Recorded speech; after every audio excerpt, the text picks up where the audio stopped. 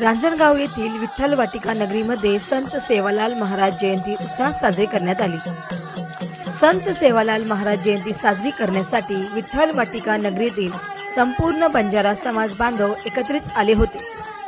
संत सेवालाल महाराजांच्या प्रतिमेला जोगेश्वरी ग्रामपंचायतचे माजी सरपंच अमोल भाऊ लोकरे यांनी पुष्पहार घालून कार्यक्रमास सुरुवात करण्यात आली।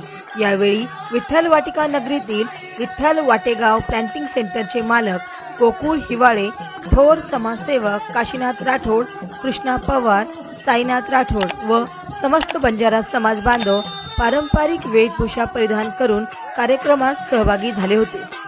महाराष्ट्र वाईब न्यूज प्रतिनिधी राजेश केंद्रे, रांजणगाव।